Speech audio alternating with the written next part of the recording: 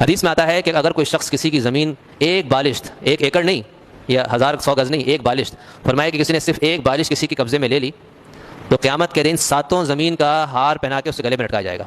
اس طریقے سے قیامت کے دن پیش ہوگا. اور فرمایا کہ اس کو مجبور کیا جائے گا کہ وہ 7 زمین کے اندر کھدائی کرے.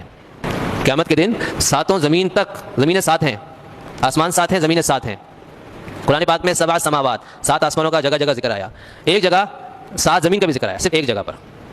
تو زمینیں بھی 7 ہیں. اس کی کیفیت کیا ہے ہمیں نہیں پتا. ہم تو دیکھتے ہیں بس ایک زمین ہے، سائنٹسٹ کہتے ہیں کہ اس کے اندر کھدائی کرتے جاؤ، ایک جو ہے نا ایک لیئر آئے گی، دوسری لیئر ہے، تیسری لیئر ہے، مختلف لیئر ہے، نیچے بھی درمیان میں کوئی کور ہے جو انتہائی گرم ہے. تو اندر بہت ہی گرم ہے. اسی وجہ سے جب دیکھا نا زمین کہیں سے بھی سوراخ ہوتا ہے تو لاوا باہر آتا ہے، کیسا گرم ہوتا ہے. تو اندر انتہائی گرمائش ہے جس کی وجہ سے وہ لاوا اندر پکڑ آئے اور جہاں اس کو موقع ملتا ہے باہر آ جاتا ہے. تو یہ 7 زمینیں ہیں، لیکن ہمیں اس کی کیفیت نہیں پتا کہ کس لحاظ سے کس طرح کی ہیں. اللہ کے علم ہے. 7 آسمان ہیں، ہمیں نہیں پتا، کیونکہ ہمیں تو سامنے بس ایک خلا نظر آ رہی ہے نا، خلا ہے بس. لیکن وہ اصل میں کیا ہے؟ پہلا آسمان، اس کے بعد دوسرا آسمان، پھر تیسرا، پھر چوتھا، پھر پانچواں، پھر چھٹا، پھر 7واں. تو 7 آسمان بھی اللہ نے بنائے. فرمایا کہ 6-7 زمینوں تک اس کو کھدائی کرنے کا حکم دیا جائے گا.